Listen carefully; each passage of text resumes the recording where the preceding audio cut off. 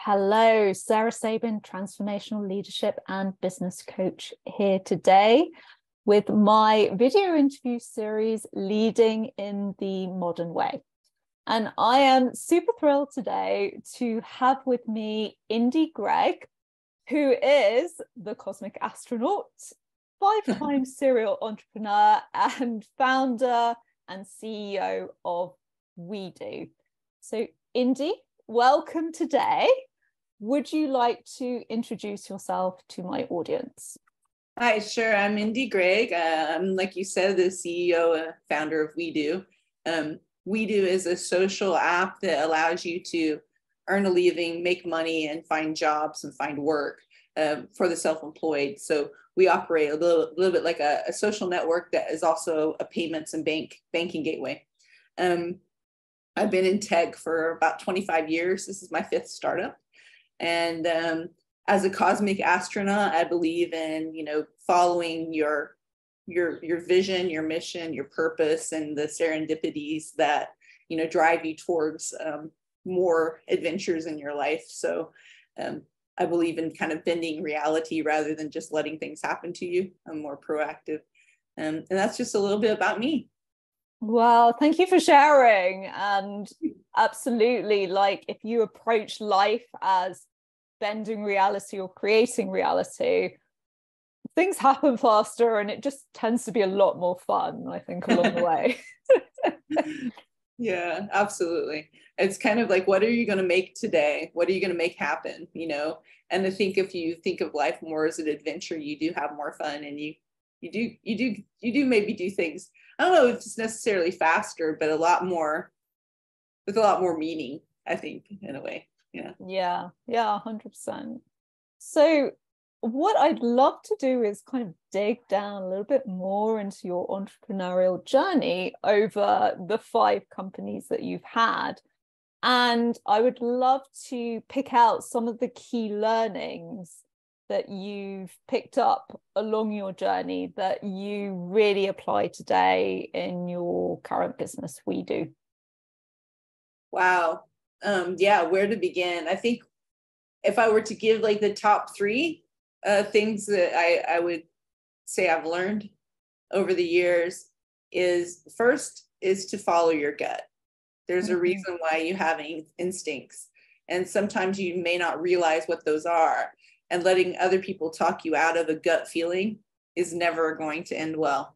And I think that more people need to follow and pay attention to that really guttural instinct that you have as a human being, whether that's with people that you are getting ready to hire or decisions that you need to make because of potential market shifts.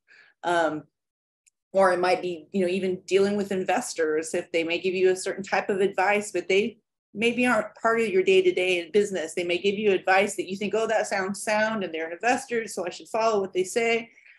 But at the end of the day, the buck lands with you as a founder if you're starting your own business. So following that gut instinct is probably one of the biggest learning curves. And I still have to check myself, because especially as women, we can be persuaded more easily into ideas that somebody else thinks that they know better, or and I think you need to be true to yourself and continue to follow that internal guide and posts that you have as a human, not only in work, but in your life in general. I think it's really important. The second thing I think would be don't take yourself too seriously. Everything takes time, and it takes longer than you ever going to expect. So don't, try to be aware that when you're on an entrepreneurial path, things don't always go your way. And learning that the hard way sometimes, that things take longer than you hope that they would. And then the third thing I think would be, for me, would be to take a little bit of time for self-care. It's really easy as a founder to go 100% all the time, because that you're on a mission. You have a goal. You want to reach this goal. And a lot of founders, and I'm guilty of this, tend to neglect things like health or diet or exercise or all those things. And I think learning that has been it's been quite difficult for me. It's probably one of my weaknesses. I'll grind and grind and grind until I've, into the ground or have to go to the hospital kind of thing. And I've learned with a little bit of wisdom that isn't the best way to win a race. So those are my three. Yeah, no, and thank you. Those are three really, really good points. And just to pick up on what you've said, the gut instinct point is so important. I ask this question a lot to clients and entrepreneurs that I talk to. Tell me an example of when you have gone against your gut instinct and it's gone well for you. And I've literally yet to meet a person that was like, yeah, I got this really bad feeling about this person, chose to go into business with them, and it went really, really well. Never happens, right?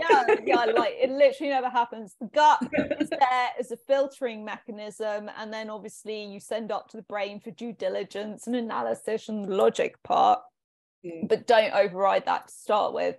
And I think that's also, as you said, learning to be discerning about who it is that you'll listen to, because you don't want to override your gut instinct through taking in all of this advice. And the second point, things take longer than you think. And I think that's what marks out really great entrepreneurs. It's just getting up, keep going, keep going, keep going, keep going. Keeping going is 100% of it, 100% of it, and for everything to do with any type of goal or achievement, because certainly you will fail if you stop, or if you give up. So I think that's a really tough one for a lot of people to understand, because they think, oh, it's not going my way, I should put the company down, or I'm going to sell out now, and you don't have to do that. There are ways to work around any crises, and you just need to be flexible and realize that it's okay. Everybody makes mistakes. Life happens, things happen, business happens, financial crises happen. You can work your way around it. It's when you give up that you will fail, because that's the ultimate failure, is stopping. Yes, 100%. And I think as well, to pick up on the last point you said, another very common thing, because entrepreneurs by nature don't tend to give up. They go through the highs, they go through the lows, and it's very easy to burn out on that journey. So, if you're there for sustainable success, if you're there to enjoy the journey, it is important to integrate self-care into the way you live your life, the way you work, etc. And on that point, I'm curious for you, how do you do that on let's say, a daily and a weekly basis? Well, I'm not great at it. I still haven't gotten great at it, but I do integrate certain things into my life that have become habits. And one is the 20 minutes of meditation. I do kind of like a self-hypnosis in the morning, as soon as I wake up. And that really puts me in a mood. And I think to be creative, you need to be in that mood. You need to feel like, I'm ready to take on the day, and I'm ready to, take this challenge on and be creative. So I do that, and I'm religious about it, like every day. As soon as I wake up, I sit and I just think through, getting rid of any kind of negativity or anything that I'm going to be coming into during my day, any meetings that I know that could be slightly stressful. And I do kind of like a series of imagination of what those encounters will be like. And I prepare. For example, I prepared for you today. I thought, okay, well, I'm going to be doing this video interview. What am I going to feel like? What's that going to feel like? Kind of like sending like almost like a vibe in front of me. The second thing I do in terms of self-care is I schedule all of my meetings to be 5 minutes shorter than they should be. So if it's an hour meeting, it's 55 minutes. If it's a half hour meeting, it's 25 minutes. It gives me 5 minutes between meetings, always, to rinse out my mind and prepare for what's coming next. Get into the zone of what's that next meeting going to be about, a bit of calming, even stuff like going to the toilet. You would be surprised how many entrepreneurs don't take time to pee during the day. I'm not kidding. It's crazy, right? Just simple things like that. The tea kettle moment, you know. And then I have dogs, so they keep me busy enough to, you know, that I have to walk about and get some exercise in. Because if I didn't have these two guys behind me, these two labs behind me, I probably wouldn't discipline myself as much. I might skip the walk, you know. Yeah. And then if I can do a meeting without the video on and I can walk, or I can do something physical while I'm in the meeting, I'll do that, you know. I'll switch off as much as I can, because I think we all have Zoom fatigue, and walking while you're doing meetings sometimes stimulates a lot of ideas. So those are my little things I try to do to have some self-time and self-care. I love those tips. And, you know, a few of those are walking the dogs, and the meditation gets you into that nice kind of calm alpha brainwave state as well, which is really important for creativity. So yeah, I love that. Okay, so on to your current plans for world domination. What are your plans for the coming year, and how do you envision wedo growing and evolving in the future? So with wedo, we just launched the app recently. We have around, so we have quite a few users, around 2,500 who are pretty active on the app right now. We're just now rolling out to a bigger group. We have about 30 or 40,000 users that we're doing outreach with, who've signed up to the wait list, and we've been bringing people on gradually. So it's really exciting.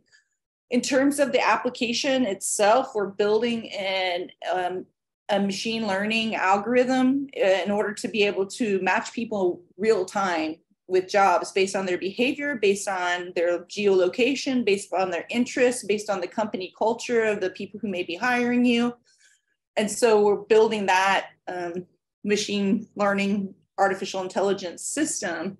And ultimately, we would like to be able to give you, the individual, insights into your own life, the same way that Google and Facebook see into your life. So that's part of the tool, the ecosystem that we've been building. I like to think of wedo as kind of like a Tinder for business people, right? Like you're swiping, you're looking for partners, right? But they're not necessarily your romantic partner, but you're looking for people to work with, to partner with, to, I don't know, if you're a coach, you can maybe to coach with, or to be able to broaden that network, but really hone in and not waste time with people who maybe aren't a good match. And so filtering that system out. So that's what we're working on this year. And yeah, we're hoping to, you know, reach 1 million users by the end of 2023 and scale beyond that. So those are kind of our big, fat, hairy goals this year. And yeah, we still got quite a bit of work to do to get there. Oh, I love it. A big hair. What is it? Big, hairy, audacious goal. BHAG. That's the one. So I'd love to know more about you as a leader, and particularly, how do you define leadership, and how do you see great leadership impacting your current business and also your previous businesses as well? I think for me, leadership is being a good follower in the terms of understanding the humans you're around and working with, what motivates them, what drives them, what gets them excited, what makes them work optimally. In order to do that, you need to get side by side with them and really understand what they're doing, understand the job, understand their role, and get involved in with them. And so the way, I mean, for myself as a leader, I let people do what they're best at, and you know, and I don't get in their way. But I do get involved in terms of asking them questions, taking the pulse, understanding how they're feeling, what tools do they need, what extra things do they need, and then getting in the trenches with them side by side and working side by side. I think people confuse leadership with dictatorship sometimes, and that just isn't the case. You know, it's not about commanding people. It's about guidance, and it's about giving, you know, finding or creating the atmosphere where they can do their best work. For me, that's the ultimate piece of leadership, and allowing people to grow is really creating an atmosphere for people to thrive in. So that's kind of my leadership style. But, you know, everybody's got their definition of what that looks like, I guess. Yeah, I mean, I've heard a lot of different definitions of leadership. The definition whereby someone thinks it's about dictatorship, telling people what to do, all of that is, I guess, an old-fashioned way of looking at it. But unfortunately, a lot of employees' experiences do come back to, well, actually, I've had that kind of boss. But in general, or what I'm picking up from what you're saying is creating the right environment for people, leading by example, and the role of a leader as the coach. So the coach is there to support, to empower, to provide resources and tools. Mm-hmm. Yeah. And not necessarily to figure things out. I mean, the reason why you hire or bring other professionals into an organization is for them to use their skills, not for you to impose your ideas or your way of doing things onto them, you know? So I think everyone is a leader and everyone is a follower to a certain extent. I don't believe in the hierarchical systems per se. Obviously, you need to have people take ownership and be accountable, but in reality, we're all equals to the extent that we all learn from each other. So yeah, for me, it's creating an environment, an ecosystem where great work and great things can happen is what makes great companies. Yeah, 100%. And as I often say, if you want to know everything and do everything yourself, then what's the point in having a team, really? Yeah, exactly. How have you invested in yourself as a leader, and what steps do you take consistently to grow and learn and evolve as a leader? Well, I do a lot of courses, and I read a lot of books, and I have coaches, and I, you know, listen a lot to the advice of others. If I find out that someone's doing something that's working extraordinarily well, I want to know how that works and learn how to do it in my own organizations. So yeah, I spend a fair amount of time, and I guess money and energy, you know, in learning and developing as a human. And that can be anything from understanding group dynamics better, or understanding behavior or human behavior, or understanding basically what drives or motivates certain types of individuals, because there are always personalities that are like a new one for you. And recently I've been hit by that. Last year, we brought in somebody who had a personality that none of us had ever really dealt with before. And it was disguised during the interview process, during the testing process, and, you know, and then, but you're there with this other human, and you're like, wow, how do we learn how to deal with something like this? So there's always encounters at any age, no matter how long we've been in business, or where you meet somebody who throws you off and maybe throws your team off, and how do you bounce back from something like that, you know, a disrupting type of individual, or whatever that the case may be. I spend a lot of time learning about group dynamics and the underlying psychologies of how people operate their behaviors. I think it's really important when it comes to communicating with people that you're communicating in a way that makes sense to them. You know? Yes.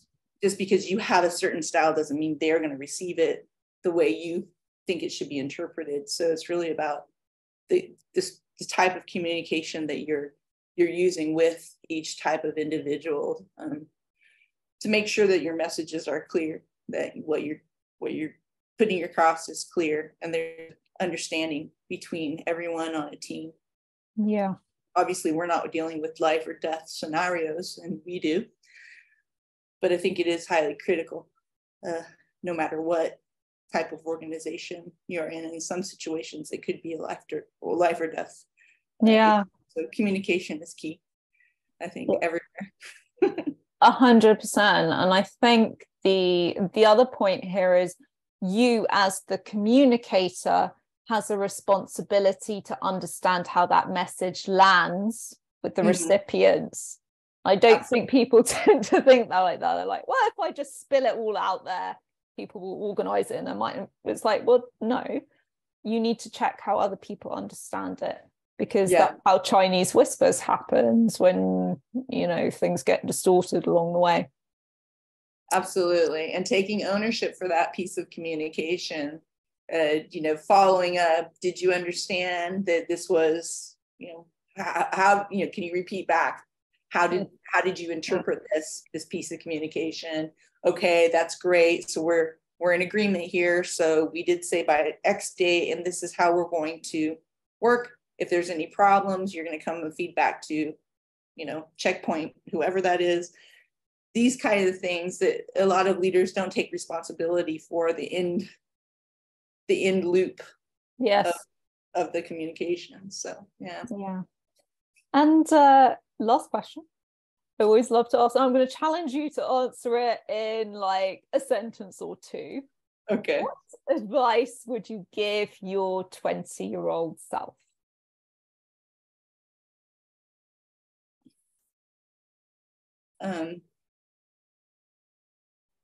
Stay persistent. Oh, I like it. Completely concise. I was slightly distracted by one of your dogs moving around in the back. But thank you for that. Indy, absolute pleasure to have this conversation with you today. And for anyone listening to this, if you would like to be a part of the Leading in the Modern Way interview series, please do reach out to me. Thank you, and bye for now.